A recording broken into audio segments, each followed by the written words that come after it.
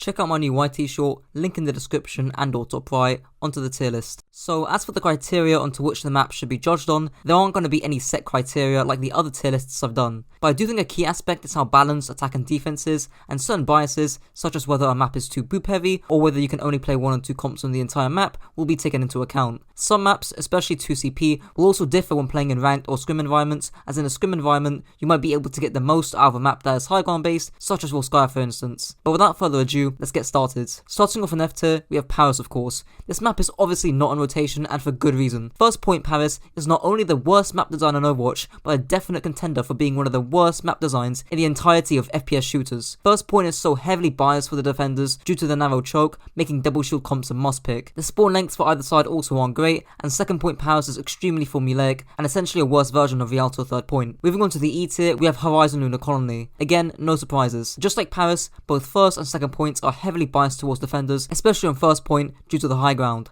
However, the reason why it's not an F tier is due to some level of comp variety, as whilst there are long sightlines, there's quite a bit of cover, making brawl comps stand a chance. Finishing off E tier is Junkertown. The very long sightlines on first point is the main reason why Junkertown is so low. When a third of your map boils down to who has the better sniper, that's just not good map design. Second point attack can also be quite impressive due to the lack of high ground you start off with, but I feel where Junkertown gets a few points back is with third point. It's quite easy to access high ground, and it's built around the key fundamentals of Overwatch being map control, and in this case, who controls the high ground. Starting off in D tier, we have Havana. This is just a slightly better version of Junkertown, albeit not great. First point is actually not too bad and quite versatile due to the amount of cover which you can use to shorten the sightlines. However, second point is a bit brawl oppressive, but double shield can certainly work, and third point was also very oppressive for attackers. However, from personal experience, as long as you reach the bridge on Havana 3rd, it's not as oppressive as Junkertown 1st. Next up, we have Anubis. At times, this can be ridiculously oppressive for attackers. Having to push through a narrow choke up against a massive spam comp is not fun with any comp in the game,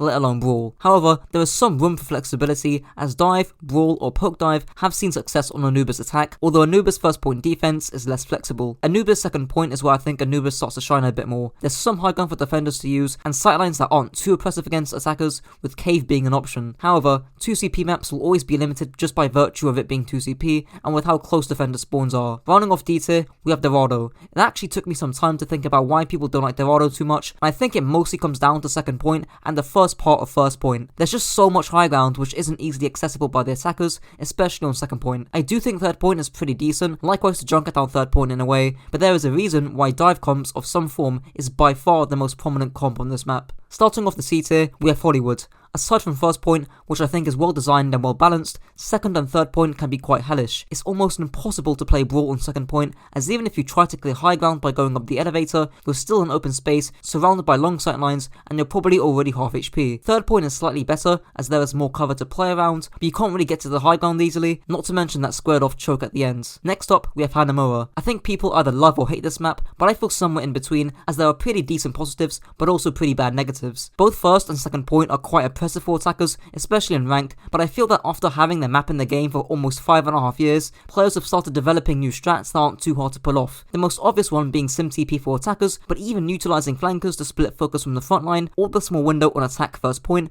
or rotating into the right side rim even, can help alleviate the stress from this massive choke. There's also a large amount of comp variety. Brawl, brawl dive, dive, poke, and poke dive have all seen play on Hanamura on both sides, which is quite a huge positive. Finishing off the C tier is Route 66. This is just a bit of a mediocre map with nothing terrible but nothing great either. There's some comp variations, but with the balance between attack and defense, I feel that if you have a slightly worse team or teammate, specifically on off tank or DPS, that doesn't want to play high ground, this map all of a sudden becomes a lot harder to play on. Moving on to the second biggest tier, the B tier. Starting off in Numbani, this is a very dive centric map, especially on first point and second point, but the reason why it's not much lower is because of how accessible the high ground is to attackers, which is why on occasion you can pull off brawl comps in ranked. Third point is also a lot more favoured towards brawl, but it's not like you don't see teams play poke, dive, or a combination between the two in either ranked or scrim settings. The only major downside is perhaps pushing through first and second point up against long sightline spam comps with a mercy pocket. Next up is Oasis. I feel that a big issue is with retaking space when attacking the map against a team who's already got point control. There's a lot of open space on Oasis City Centre, both on point and by the spawns, and brawl teams can quite easily hold chokes on University. However, there's some pretty good comp variations on Oasis Gardens and Oasis City Centre, and I feel that the balance between open and enclosed spaces with cover is pretty decent as well. Next up we have Gibraltar. Now I may be slightly biased because I've made a Gibraltar guide, but I think Brawl can be viable if you play the fundamentals well, and in short, it's just a slightly better than Barney. A dive-centric map, but slightly more versatile and slightly less oppressive. And to the penultimate map being Blizzard World. In short, this map features a ton of comps that can be played across most points, being its greatest strength.